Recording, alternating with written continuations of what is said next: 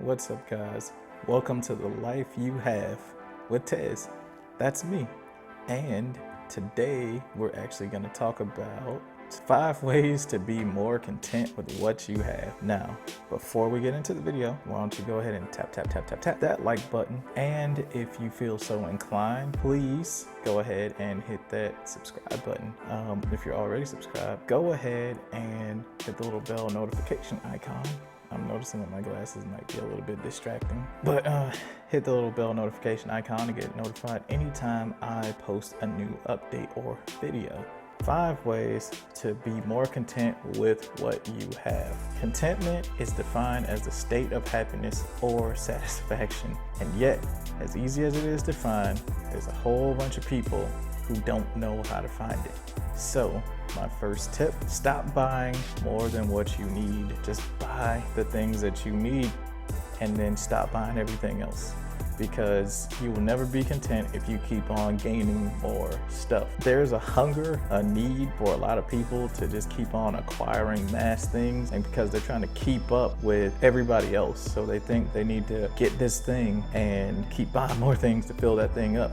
Like, for instance, if you buy a house that's a big house, so let's say you buy a 4-bedroom house, even though it's just 2 of you, now you're going to want to put stuff inside of that house to actually justify why you actually bought this house, which means it's going to cost you more money. And then you're just doing it so everybody else can see that you have this house, you have these things, and then you're going to get behind on your mortgage, and it's not going to be good for you. So you need to stop buying things, stop trying to keep up with everybody else. Like, what was it? It said that we buy things to impress people that don't care about us at all. So all these things that we don't even need, that are just sitting around in our closet. Then we have yard sales, try to get rid of these things that reminded us about that one time we failed. We don't need that stuff. More stuff does not equal happiness. And when you learn the value of things accurately, then you can learn to actually walk by things that you really don't need, or you really don't need to have in the first place. We really don't need new furniture unless you need new furniture. I know that my mom, every time there was a tax return check, we always had a brand new living room set. Really, every single year, it never failed. She was never content with the living room set that we just got. It's not like we destroyed it. And so when people get used to that, when people get used to not liking what they have, they always want to get rid of the stuff that they do have, because it's never going to make them happy. So, 2, I would say, is you need to get rid of those unnecessary things that you have. There's a reason why more people are going to a minimalist lifestyle, and that reason is because they have too much stuff. And like I said, it reminds people of their failures in life, like the failure to control their finances, failure to maybe keep their marriage straight. So they've got this stuff because they were used to having it, and now they no longer need it. And so if you start thinking about things like this, time is money.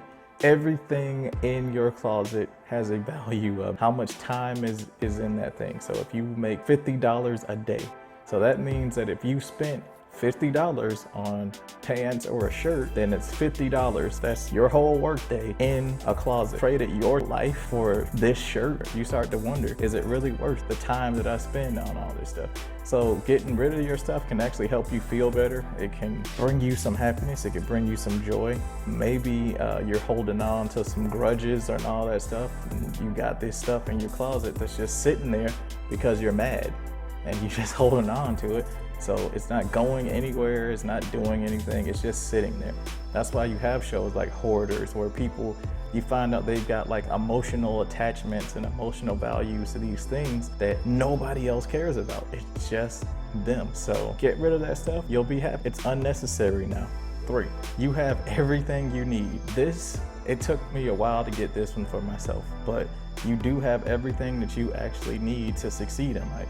You can talk, you can walk, you can run, you can jump, you can sing, you can spin around. There's a lot of people who can't do those things in life, and yet they accomplish more than people who are actually able to do those things.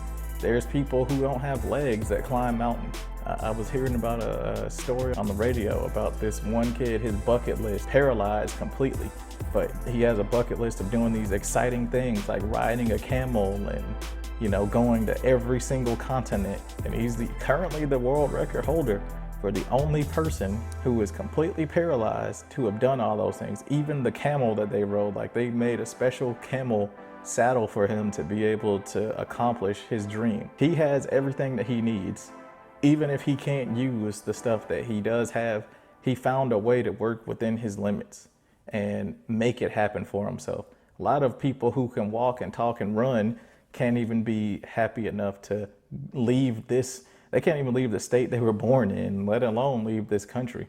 I've been to a couple of different countries and stuff, and it took me a while to realize, as an American, I am truly a blessed person. I can do a lot of things that a lot of people cannot do. So with that said, I went to a church one day, and there was a lady who was up there, and this is when I was recruiting, and she was like, she was just giving this message about just such a time as this. That's what hers was from the book of Esther, where you have everything that you need for just such a time as this. Never doubt your importance in the grand scheme of life, because you can literally talk to somebody and stop them from doing something or help them out or any kind of thing like that. So, and if you have everything that you need, then that means everything else that you want is tertiary. I might want $1 million. Do I need $1 million? No, I can be just as content with having $100,000 a year without being a millionaire. Like, I could be content on that, because it's not what you make, it's what you save. If I don't live at that lifestyle of a millionaire or $100,000 heir or whatever it is, then I could be just fine living at maybe $30,000 to $40,000 a year if I make that much, because my expenses, I can keep them low. That's what keeps you grounded in life. I bought myself a new gaming laptop. I still have this computer over here from like 12 years ago, but it's getting old, and there's a lot of things I can't do because a lot of these programs are brand new. I have it, and I don't really use the new one as much as I still use the old one, because that's my work beast. It still runs, it's just not in the best shape. It survived a couple of deployments in different continents and all this stuff, and it's still ticking. Be content with what you have. By being content with what you have, use what you actually have. Number 4, play the long game. For this one, it's kind of going to be hard because you actually need to work at this one. We live in a microwave world where we expect everything yesterday, even though we just asked for it today. If you play the long game, then what you're essentially doing is you're telling yourself, I don't need it now, but I will get it later when I actually need it. So if you don't need it now, don't get it now. That's how you can stay out of debt, more money in your pocket, and be happier with what you have, because you can build that power that a lot of people don't know they have, called resilience. If you can build resilience, then you could tell yourself, I'm tougher than I thought. I can do this. I can quit smoking cigarettes. I can tell somebody no who I cannot get out of my life. You're just saying, I'm happy with what I got. I don't want to go back into where I was. So thank you, but I'm good where I'm at. With that said, number 5, if you're not using it and you don't think you're going to, then just give it away. But it's charity.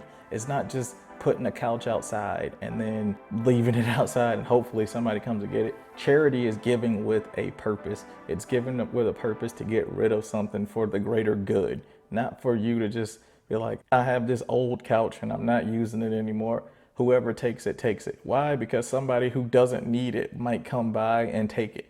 I've seen people in neighborhoods ride up in their pickup trucks and take stuff that's just sitting outside that they may not need. They're probably gonna just sell it on the Facebook marketplace. So they don't need it if they're driving around in a pickup truck with other things on the back of that pickup truck that they've acquired through the neighborhood. So what I'm saying is, charity is giving to somebody who actually needs it because they're worse off than you. But you don't want to make it a habit to give your scraps and leftovers. Give something great. Give something that's in a good shape.